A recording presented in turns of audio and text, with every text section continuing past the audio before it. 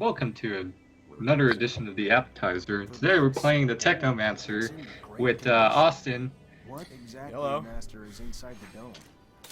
and Spencer. Hi there. Hey, how's it going, guys? Not bad. How about you? Good. So I guess we'll start here. The Technomancer is an action RPG by Spiders and Focus Home. So what we're gonna see here is a lot of the sci-fi kind of dystopian of Mars coming through. It talks a lot about like your role in the world and all the choices you can do will have a big effect. But right now I'm just killing bugs. So bugs are an enemy in this game, and there's a lot of them. Well, the first time I came here. This is what would you say this is by Spider? They Yeah, spiders. So these guys have previously done Mars Warlocks. So this is kind of the spiritual successor to it. Okay, this is not, so it's not a direct sequel then. It's just like, hey, we like Mars and weird dialogue choices.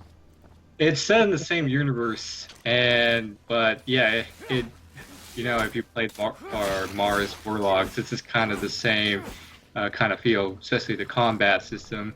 You have this warrior stance right here. It's kind of a more crowd control kind of thing. Very Darth Maul. Yeah, it kind of like reminds me that. of the And Force Unleashed you also a little have like the actual Technomancer powers you can use this warrior stance. Okay, what did you just do? I touched something, so we're watching a dialogue cutscene right here, and right away you see the greatness of the cutscenes right here.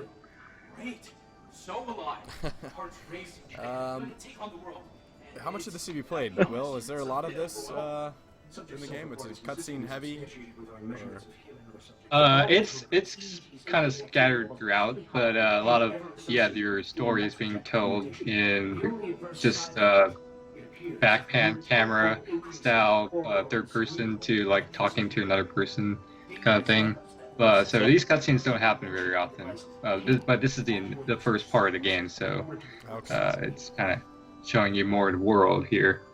So I'm new to this whole franchise. Are these cutscenes advancing like the plot that's happening now, or are they establishing are they world building? So right now they're kind of telling you about who the Technomancers are. They're sort of like this religious deity thing, and you're kind of seen as like a superhuman in this world. So that's kind of the gist of it. Cool. Might not I like the our idea of that. mutation simply be of a different form? So this guy, you play as a guy who doesn't know what the Technomancers are, but is a Technomancer. He romances. He is training to become a Technomancer, so this is like his We initiation. would become nothing but slaves. Now, are Our there situation is be- already incredibly dialogue bizarre. choices? Is this like Mass They're not Effect, only like you isolated, get but good used points as and human bad pawns. points? Renegade Take a or walk. Oh yeah. There's definitely a lot of like dialogue choices that affect your karma with certain factions Don't be and dismayed. characters. I have been through this. Later on in the game, you get to really test that out and see who your ally is or who you want to keep with you, sort of thing. But since it's initial right now, there's not a lot of those being shown. Oh, it kind of holds your hand at the beginning so that it kind of throws you to the wolves where you want to pick. Yeah, definitely on that course. Yes. That's cool.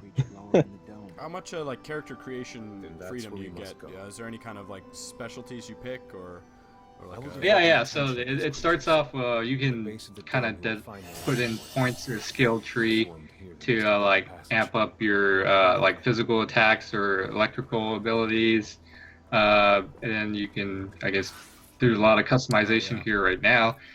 There's like the rogue, warrior, guardian, technomancer, and all of these have a skill tree you can put points into. That is just one part of it. There's also crafting and science and all the passive abilities that you have in the game that you can put in points too. So there's a lot of systems in play here. But here I'm just showing off you can actually map your abilities to the wheel at the bottom left here, so you can use them. Okay, and the abilities are I like the stance dependent? swappable styles. That's cool. Yeah, you can definitely mess around with like the different stances and swap on the fly. There's also an active pause where you can just line up and order attacks when. Oh, that's cool. Yeah. So how is the combat here then? Is it? Yeah, the combat is kind of odd. You have a lock on, but I don't really use it at all. I kind of with the warrior stance, you can kind of free roam and it'll lock onto the nearest enemy sort of thing. But you can lock on with the archery if you're playing on PS4. And yeah, that kind of gets into here the crafting system where you can equip your different weapons you picked up along the way, and you can put in upgrades to the weapons. So I put a lot of points into my crafting ability, so I can have more of the level upgrades here. Okay. It's a Is cool that- system. I like that. I feel like there'd be a lot of room for like making it your own. Oh yeah, definitely. It'll cater to the playstyle you want to play. So if you want to be more stealth and fast, there's a style for that. Or if you want to just go in hard and like kill stuff, there's that option as well. But I think the combat here is a lot more like a Dark Soulsy play. So a lot of it is tactical. That you can't just run in and just like swing, match on attack, but there's a lot more. It's very tactical. It's more Dark Souls than God of War. Yeah, I would definitely say it's more Dark Souls than God of War. And so you switch kind of your play style here. Now you're holding a Yeah, sword more. in one I hand switched and to a rogue style, gun. which I can Okay. attack faster. I have a gun as well, which is not available in any of the other stances. And yeah, I can put in more health if I need to. So what stance do you lean towards the most? Like, what do you like to use personally overall? Honestly, I like the rogue style because it's fast. I can hit multiple enemies in kind of a quick succession, so I don't have to like really go worry about targeting just one enemy. It'll get me to where I need to. Okay. Cool. I like it. So I get lost here, but yeah, this is kind of the problem with Technomancer is that it doesn't tell you where you need to go necessarily, because I think yeah the mini maps aren't very clear on where you should be going. Mars I think- Warlocks had a bit of an open world component. I think I'm pretty sure it did. Does this have like towns or anything to that effect? Yeah, so what's not pictured in the video is you actually have a hub world where you can kind of freely go around in and pick up quests and do missions for all sorts of like NPCs and characters you meet in the game. So a lot of that is it's kind of like if you played Knights of the Old Republic, it's kind of like that Yeah. that kind of setup, but there's no fast travel, which I really think this game needs because there's a lot of walking back and forth to one place and another. So what kind of quests have you been able to pick up from those hub world areas? Have they been meaningful, or are they kind of like go out and kill 15 of these spiders and bring back a bunch of legs or something? They're not into like that MMO-y grindy level, but it does like ask you to like go meet someone to do to pick up something from this person and bring it back to them thing. It's not very immersive to the world that it's kind of creating, but some of the main quests are pretty interesting. I won't spoil too much, but it does your choices and dialogue choices do affect like kind of how you approach some of these missions. Okay. So for the side missions, do you have to like after you get the mission, say it is like kill 5 whatever's, like bugs. When you go out and do it, do you have to go back to the person? Yeah, you do. See, that's what like Which- it's weird because Xenoblade Chronicles of all things, their system was that you can take 1 billion quests and they're all kind of passive, and then once you complete like say it's like kill 5 of an enemy, if you kill them on the way to doing something else, then it just pops up as like quest complete. And I wish more games did that. I feel like this might benefit from that, where that you don't have to run back and forth over and over. It's just like a thing you do on the way, and you don't like everything's accomplished in that short time period. Yeah, especially Yeah, since it's this doesn't have not, a fast travel. you kind of have to stagger your quests like Yeah. next to each other because it'll help like when you turn in them ultimately. Yeah, I feel like it would help like the flow, like the feeling of like going on this journey, compared to being like, oh, I'll be right back, give me a sec. So yeah, here's like kind of the ability or talent tree that you can spend your points into. These don't come as rarely as often as your skill tree, but it does make a difference in like the blocks and the level of the locks you encounter in the world, or like the things you can craft in the game. Do you feel like it's given you a kind of a clear, strong path to go down, or are you putting a little bit of points into everything? Honestly, I'm putting a little bit of points into everything because this game is it really encourages variety than going down one particular skill tree. I think the enemies you encounter will require like different approaches. So having points into like, hey, I'm gonna do some Technomancer electricity stuff with like a warrior build to it kind of helps. So just kind of mixing and matching will help kind of spacing off the enemies you can find in this game. Now you've played this for about 9 hours. What's the enemy variety like? Is it just a bunch of giant spider things? Or? Bug shrimp things. Yeah. So far, I've killed a bunch of humans, and there's like mutants.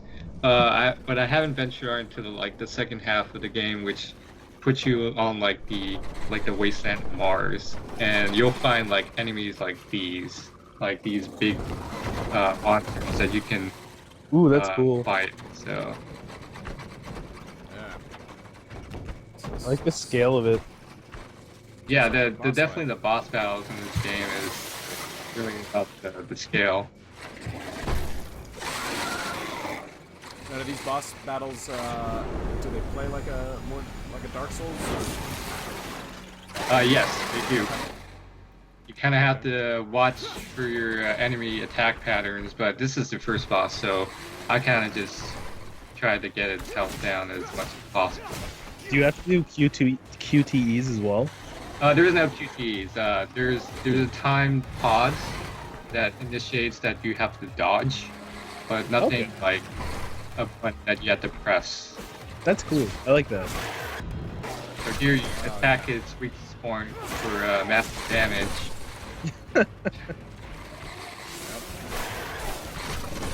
Is there like a stagger system or like a backstab mechanic where you can kind of do finishing moves or more critical damage to enemies that aren't aware of your presence? There is some stealth into this game, so you can do a sneak attack when you're in stealth mode to like kind of go up on the enemy and do a double damage multiplier. But there's also in battle you can stagger enemies if you hit it if you time an attack at the right point. Okay. So how many boss battles do you think you've encountered so far? So far I've countered 2. Oh. And I've been, I think, 8 hours in, so or 8 to 9 hours. So Are they pretty diverse? Like it's not like you're fighting another big, like praying mantis kind of thing. It's something else. yeah, you'll face like other kinds of monsters or like other. I fought like a human person. Oh, cool. So they kind of vary. That's good at least. I do like the look of this game though. I'm kind of interested now. Yeah, so Technomancer comes out this week, June 28th, for PC, Xbox, and PC, Xbox, and PS4. Okay, this is the PS4 version, I'm assuming. Triangle and Yep, I am square buttons. reviewing the PS4 version. Yeah. Controllers they work all right. I feel like this is better on PC. Okay. Is there any kind of online component at all, or is it just? Nope, this is a solely single-player action RPG. Okay. Cool. I like it. Yeah, I think that about covers it.